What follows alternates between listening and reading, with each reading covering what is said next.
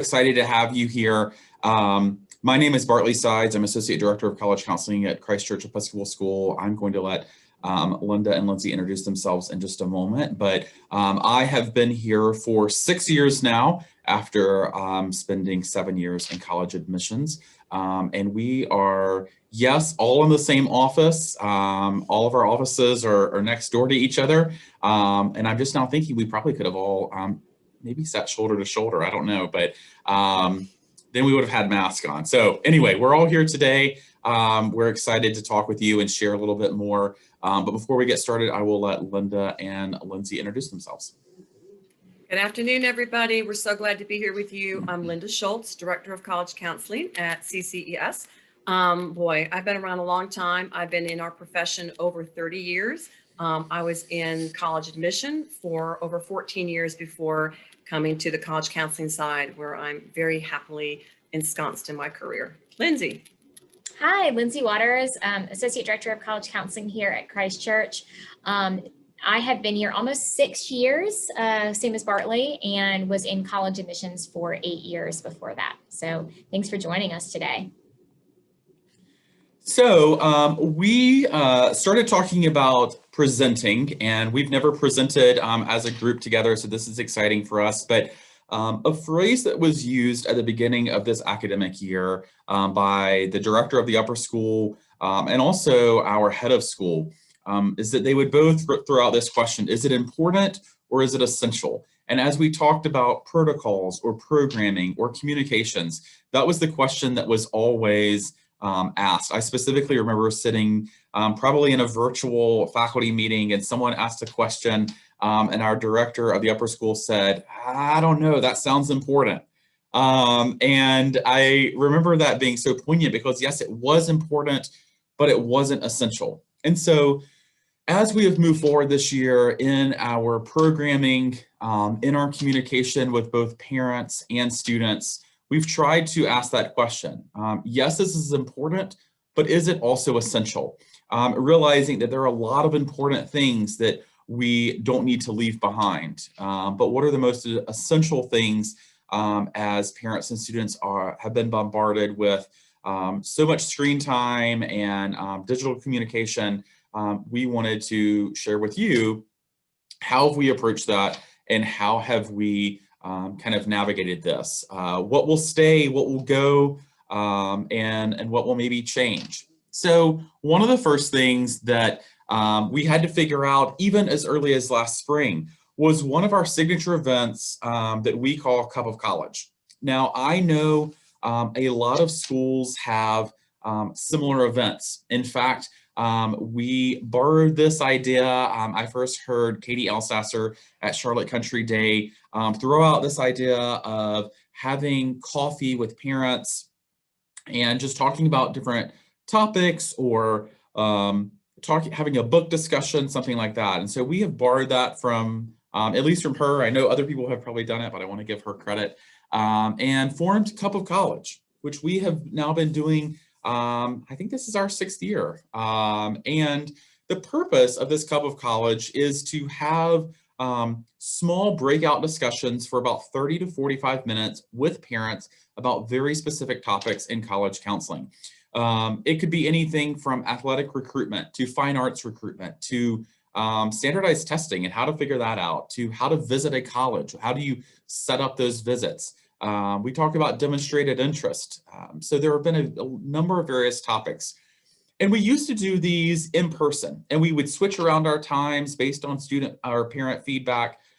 We did these at 7:30 in the morning. We did them at 3:30 in the afternoon. We did them at 8 a.m. We were constantly chasing our audience and trying to figure out what is the best time for our parents. You know, we have a lot of parents who work. We have a lot of parents who were able to still make those times, whether it be in the morning or the afternoon. But we had a hard time pinpointing exactly the right time. And honestly, we would probably have 8 to 10 of the same parent faces every single month. These Cups of College are monthly. And so as early as last spring, we pivoted and we started doing these virtually, whether it be live. We had a live Cup of College recently where all three of us were present, and it was Quiz the College Counselor, and we just asked questions live. But many of these became recorded videos where we would record what we wanted to talk about, and we would send it out to parents, and they were able to watch it on their own. And that has been wildly successful. We, at last check, I think Linda can correct me or nod her head. I think one of our latest videos had 70 to 80 parents watch the recorded video. At our live Cup of College just earlier this month, we had 25 parents attend live. And then we also recorded that and shared that video with parents as well. So this is something that we found is essential, that will stay. It will at least have some virtual component. Even if we do go back to having this in person next year, we will maintain that virtual aspect because we have reached probably 8 times over the number of parents that we were reaching. And we're still not reaching, all 420 families in the upper school, but reaching 80 families as opposed to 8 to 10, we feel like is a win and a success. So feel free to take that idea from us and use that. We are happy to answer those questions. Speaking of questions, one thing I failed to mention when I started is that throughout the presentation, please feel free to use the Q&A feature. We will be responding to your questions throughout, and then we also hope to wrap up a few minutes early to just address questions at the end as well. One of the next things that we wanted to talk about was student communication. So often I hear counselors and colleagues saying, well, I just don't know how to get students to listen. When I transitioned to the high school side from working in college admissions, it baffled me how many students don't check their email. When I worked in college admissions, I was like, well, I'm just going to email the student, and that's the great way to get in touch with them.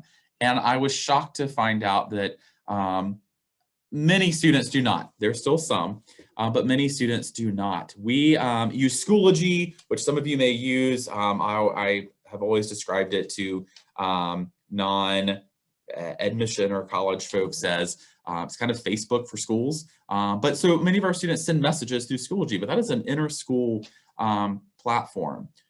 So one of the things that was already being done when I came 6 years ago was a flyer that was put up in every single bathroom stall. And I remember having a conversation with Lindsey, and I said, that seems weird. Like, I just don't think students are paying attention to that. Like, I don't think we're going to continue doing that. And the outrage from both students and teachers was swift. It came very quickly. And I remember a math teacher coming up and saying, where's the bathroom bulletin? How do I know which colleges are visiting? And so we very quickly re-implemented that. And that has been honestly one of the best ways to communicate with our students. The bathroom bulletin is typically a fall publication, and it outlines colleges that are visiting. We have information about those schools. We have upcoming college fairs. We have important dates and deadlines. We have trivia. And so that has been wildly successful. And just having a flyer that we print and go and put up on Friday afternoons in every single bathroom stall throughout the building. So, and faculty included, because they wanted to know which colleges are visiting and what's the college trivia of the week. Of course, we have not given up on interacting with students. You're going to hear about some of our programming from Lindsey and Linda. Still posting on Schoology. Of course, face-to-face communication is best. Linda does a great job putting together a monthly newsletter. So we're still doing some of the traditional communication that you would expect, but that bathroom bulletin has been something that we feel like is essential and that we could not do without. And if we did, we would hear about it. So with that, I'm going to turn it over to Lindsey, who is going to share about some of our virtual programming. Thanks, Bartley. So something that we were doing in the before times, which I know is similar to something that a lot of high schools are offering, are these college nights for 12th grade families, for 11th grade families, and then eventually in the spring, a combined 9th and 10th grade college information / curriculum session. And some of the challenges we faced, first of all, it is pretty much the only time you have all these families in one room to talk to them about the college process, or at least the college process for that year. And so it's difficult to think about, okay, we want to tell them this. Well, they're going to be there. We should probably go through this. We should go through all of these things. And so sometimes you end up feeling like you PowerPoint them to death because it's excessive information, and that's your one chance. You want to get all that information out there. Inevitably, we would go through all of this information, but then parents would come up at the end and ask a question about something we had just gone through. They might be zoning out or just not really connecting because in their mind, maybe it's not relevant until they have a question about something specific for their child. We also, of course, would have families reach out and say, we couldn't be there. So when can we sit down individually with you and go through everything that you talked about?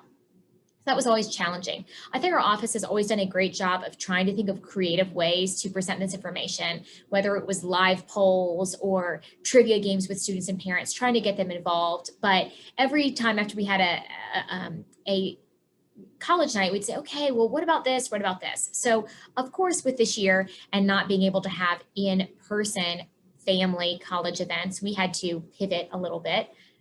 Every time I say pivot, I think about Ross Geller and that couch and Friends. But anyways, so what we ended up offering was sort of a two-part situation.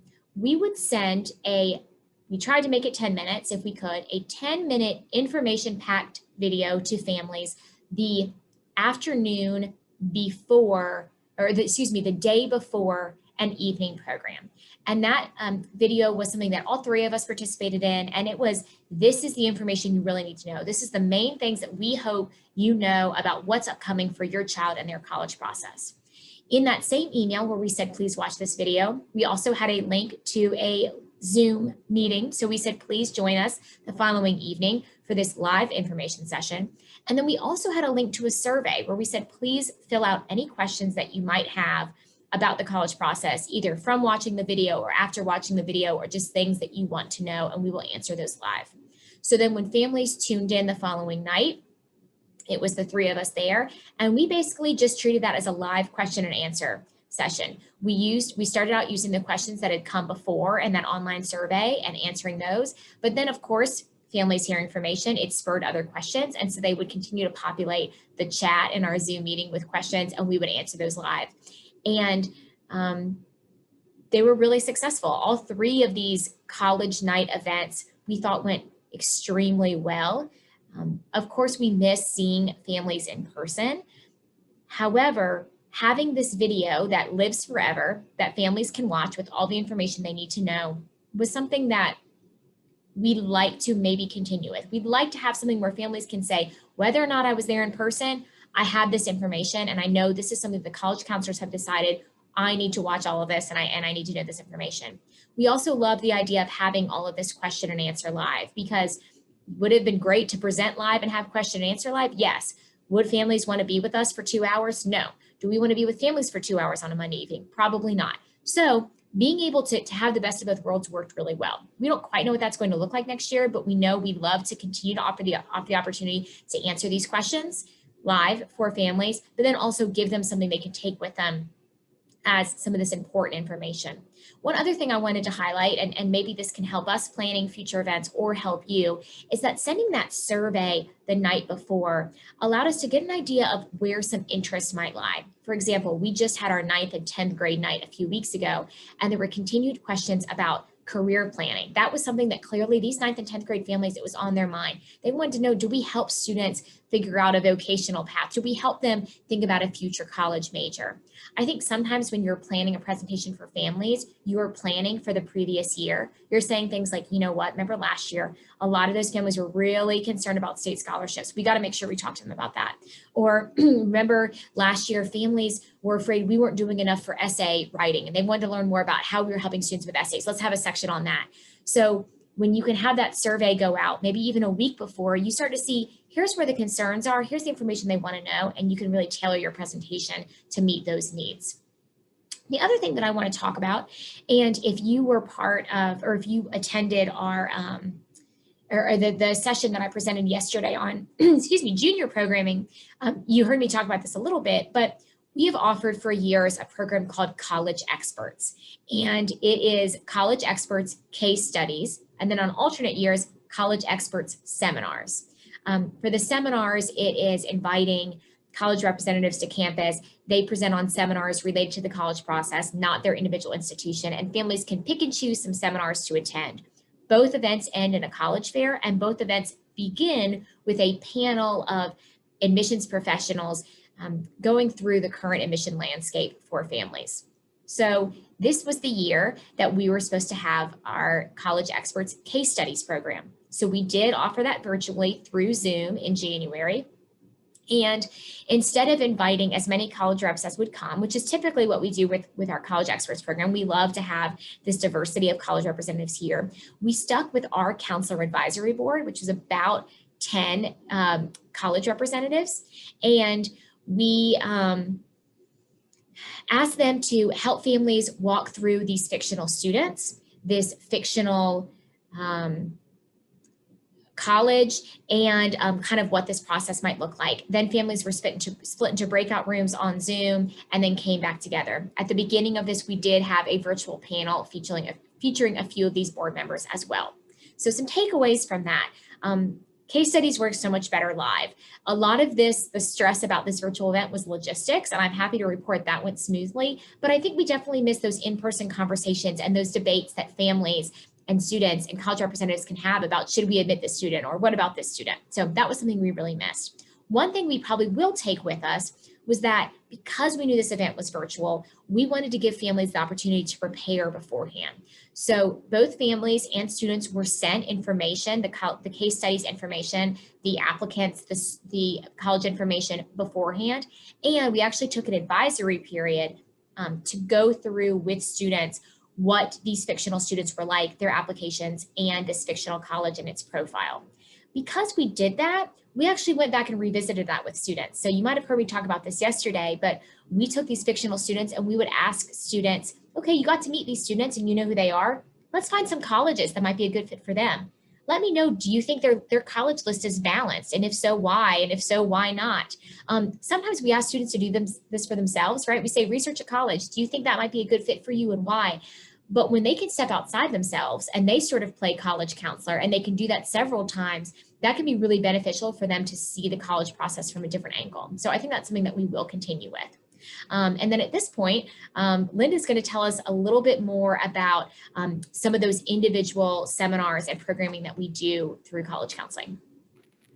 Thank you, Lindsey. I actually am excited to talk about a component of college counseling I'm most passionate about, and that is educating our students, especially juniors, and helping them to understand the college admissions landscape, and I think help to make our families savvy in this process as well.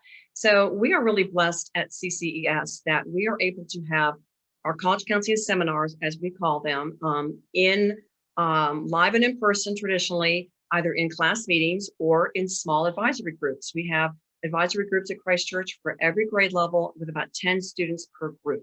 Many of our colleagues I know out there, you might actually have college counseling classes. I know that's common in some schools. You might have set meeting times for your juniors. But again, we are able to have these seminars in advisory meetings and in class meeting times. So of course, when this year rolled around and we knew that as a college counseling team, we would not have access to class meetings. They all happen, virtually. We wouldn't be able to have that one-on-one, time with them, with the classes.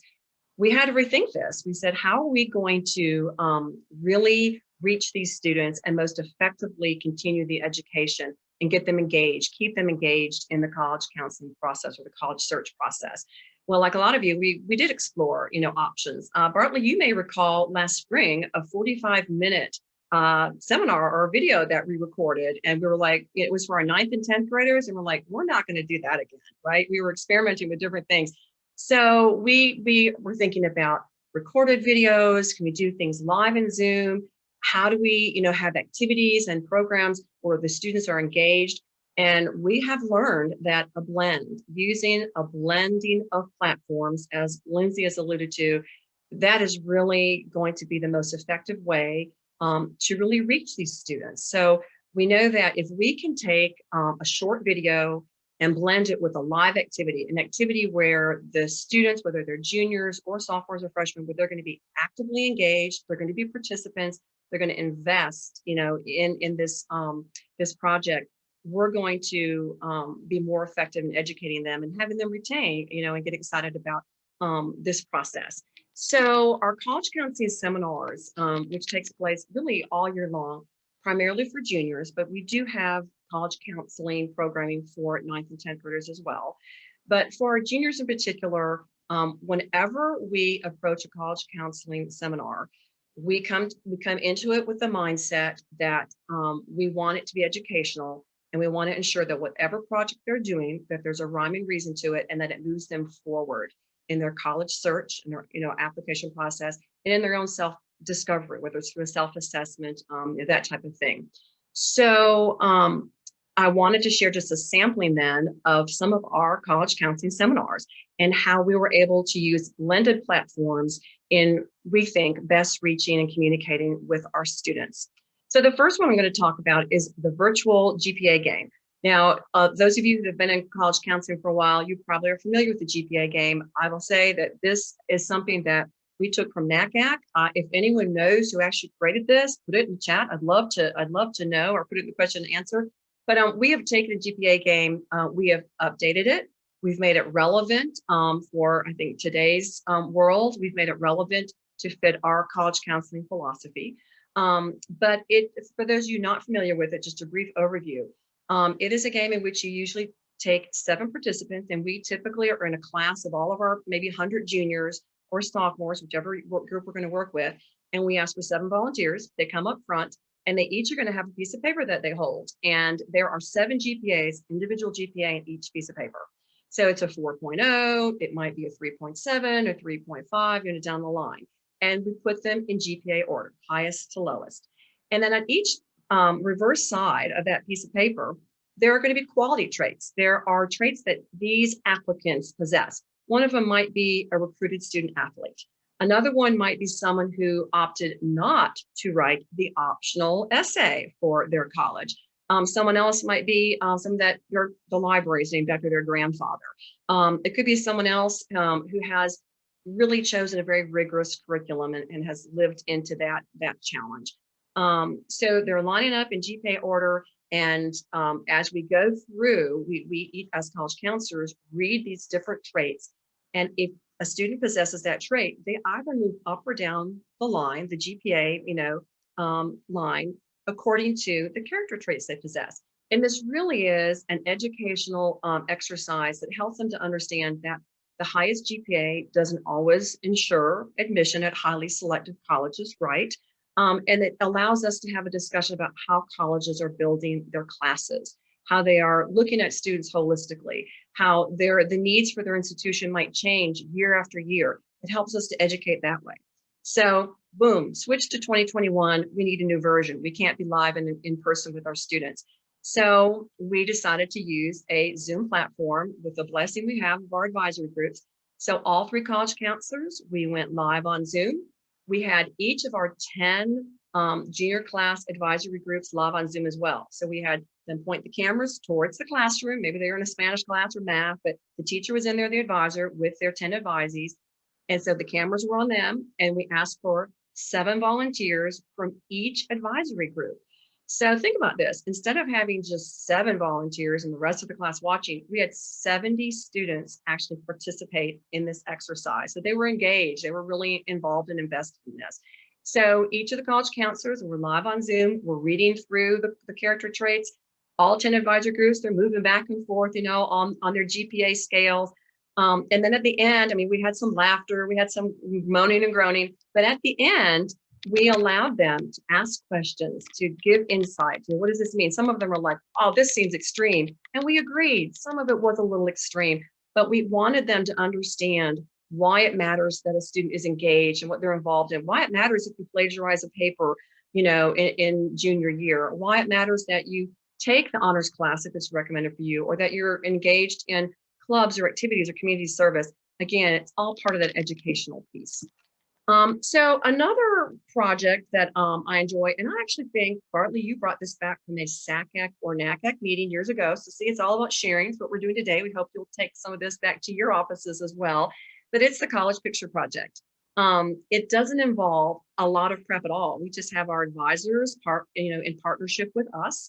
And we ask each junior to draw themselves at college. We give them a piece of paper, color markers, whatever it might be. And we want them to draw themselves at school, their surroundings. What does it look like? We have students that will draw, nature because they want to be in more rural areas. Well, students that will draw libraries or Greek housing or, everything that's relevant to that student. But what this does is as they share it with us later, then it helps move our conversations forward with our juniors as to what are those traits with colleges or universities that are really important to you as we try to find those college fits. Another activity that we've been doing for quite some time is the activities resume. We know all students have to complete their activities chart on the Common App or the Coalition application, whichever their platform may be. We want our students to be really thoughtful about this, and we actually start our students building an activities resume in the 9th grade. As a matter of fact, on Monday, I'm going to be working with our freshmen. So they're going to start their Google document. It's a Google form that they can share with parents, college counselors, advisors, but they're going to start their activities resume. And it's a platform that really mimics what the common application activities resume looks like. So traditionally, and I know Lindsey's done this with sophomores, done it with juniors, but what I'm going to do on Monday, I'm going to have a short 5-minute video. Remember, hold their attention just for a few minutes. I'm going to explain the importance about being engaged, making the most of your high school years. We have a phrase here we use a lot. It's called building your story. I want to share with them why it's important that you build your own personal story, academically, personally, socially, athletically, whatever it might be in high school. So we're going to speak to, helping them to be thoughtful about how they spend their time at school. And then they're going to build this resume. They're going to start putting in maybe the clubs that they're participating in, the athletics, maybe their church basketball, maybe their mission trips or the community service. Maybe they haven't done so much of that this year. And that's another reason I'm waiting till later in the year because we haven't had as many active clubs, but there's still a lot of things that they will be adding to this document. Every year, sophomore year, junior year, they're going to be updating that. And then the beauty of it is they're going to share it with their college counselors. So Bartley, as our lead junior advisor, just had our juniors share their resumes with us a couple months ago. So what a great added tool that I have, again, to help in my conversations and to learn more about my students.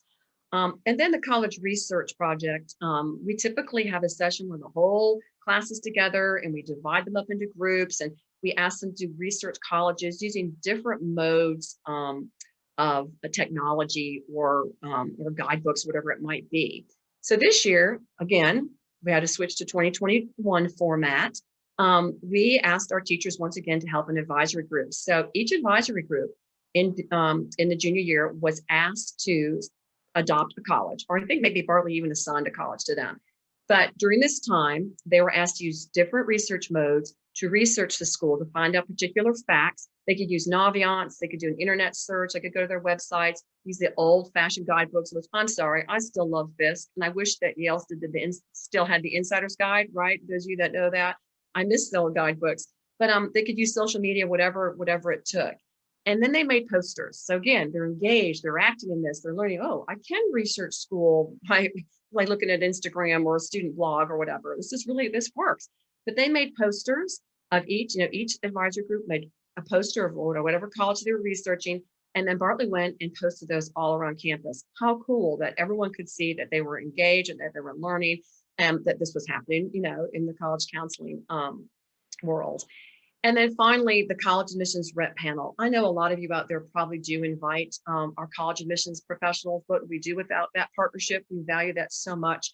But every year, we usually bring in 4 to 5 of our college admissions friends, and they usually sit in person on campus and talk to our sophomores. They share advice. They talk about what is important, in the college admissions process. What can they be doing now to prepare, for the college process? It's really always a great session. So we asked 4 of our colleagues to come in live. So our 2021 version this year was a live Zoom session where, again, our 10 advisory groups were all live on Zoom. So the cameras were in the classroom. We were showing our college admissions friends, our students, our sophomores, and the sophomores actually were able to ask questions ahead of time. Lindsey went and asked for questions on a Google Doc ahead of time. So we had questions from our students prepared, ready to go. And that's how we started the panel.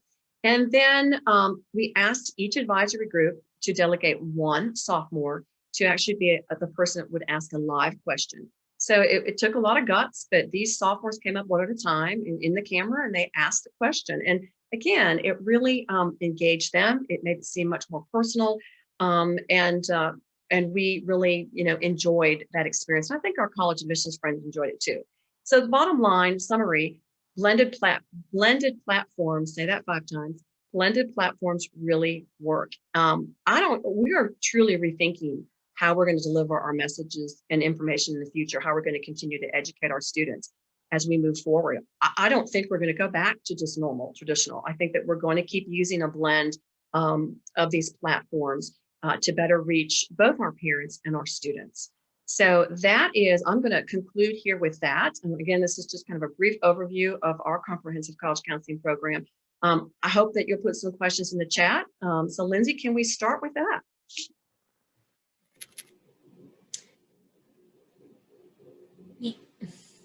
We can start, but I think Bartley wants to say something. Yeah, I was going to say something and then realized I was still. All right, Bartley. One thing that I was going to say is, as we were talking, I think it's important for us to recognize that we do understand that, we are extremely privileged in our own environment that we work in, both with the students we work with, the support we have from our administration, the support we have from families, and just the fact that there are 3 of us, and our each class has about 100 students in it. So if you're watching today and you're thinking, well, there's no way I can do all of those things. I have a 500 student caseload. Another motto, in addition to is it important or is it essential, line that we've stolen this year from Melissa Klein, Director of Admission at Furman. She said something early on, and she meant this towards students. She said, you can't do, and right now at where we are, you can't do everything, but you have to do something. And I think that is a motto that we've also kind of taken on. Like, we can't do everything. We can't do everything like we used to, but we want to still do something.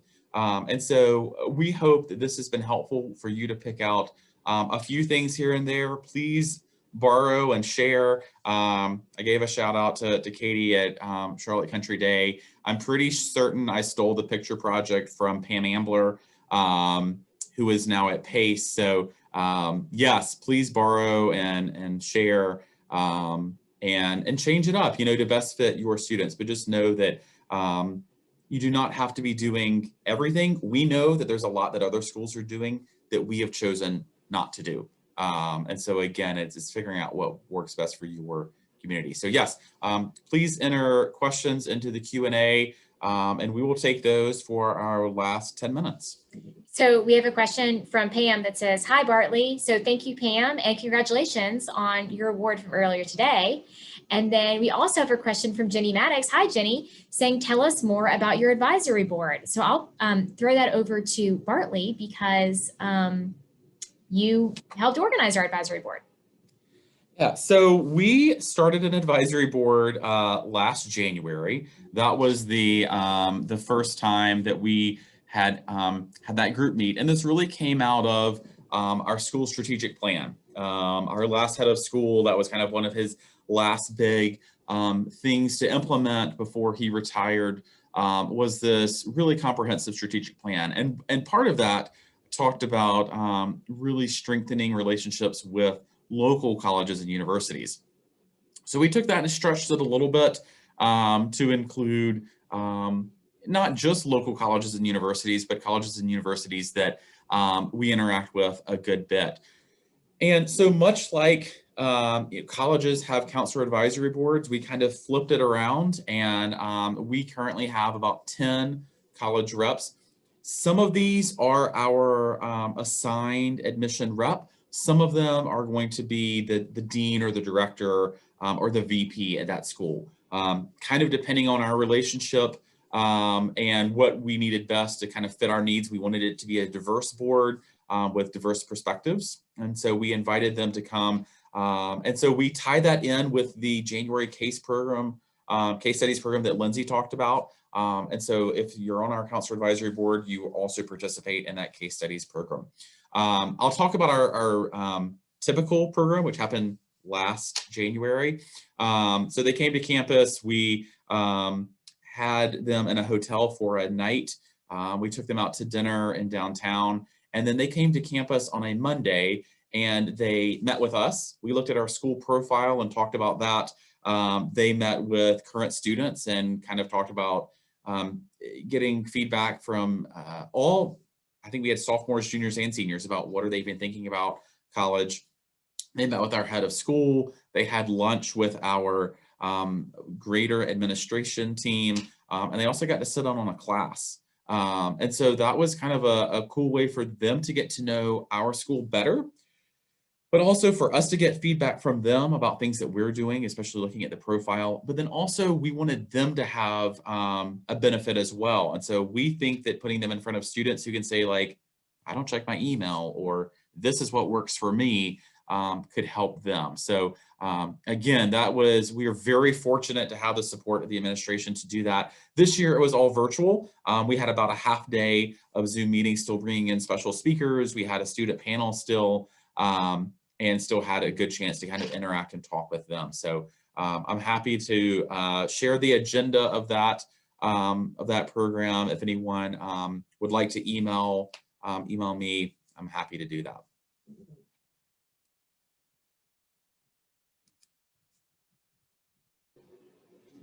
And, we've had a couple questions about, sending various materials or links or whatever. So we're happy to share that. Our email addresses are here. You can email all of us, one of us. Like Bartley said, we're all in the same office. So feel free to email any of us and we'll send you any links or anything that we can do to help. Any other questions before we wrap up? We have 26 stalls in the upper school. That's Bartley and I's, especially in the fall when we of course have all these college visits. That's our normally our Friday afternoon activity is visiting all the bathrooms and hanging up the bathroom bulletin. So it's always a entertaining way to spend our Friday afternoon. Yeah, and since I've given shout outs, for those of you who know Ivy Harrison, she kind of I think started this at Christ Church, and she called it the let's see here, Linda, you're gonna have to correct me, but it was the college commode communique. That's and exactly right. I wasn't sure if I knew how to spell communique, so I changed it to bathroom bulletin. So, but yeah, we're giving shout outs. Anne has one other question she just put in that says, to what extent have you found that your broad communication with parents has reduced individual calls or emails from parents? Wow, that is a fascinating question that I hadn't really thought about. I think, and I'll let Lindsey and Linda answer this as well, I think I still get a similar number of calls and emails. One thing I will say is that I have found that having the video the night before a live Zoom and allowing parents to submit questions has cut down on some questions that revolve around those, because I think parents feel empowered they're much more willing to type in a question than they are to raise their hand and speak in a large group. And so I think that a lot of those individual questions get answered. And even if it's a very specific about their child, we can answer in a broader sense, because chances are if they have that question, someone else does as well. So I'll stop there and let Linda or Lindsey answer. Well, Bartley, I will add to that, because we've had programming recently. I've had several emails from parents really saying, well, wow, I'm just so less nervous now, or you've taken away some of the stress. You've helped me to, really understand this process better, or, thank you so much for, the variety of information that you share with us. So I think, again, educating families helps them to feel less stressful and less anxious. I mean, yes, it can sometimes do the opposite, I suppose, if they, but we have to help them understand the college admissions landscape. So the more information they have, I think that the more secure they feel in following through with this. So the feedback that I'm getting with our programming is just really positive.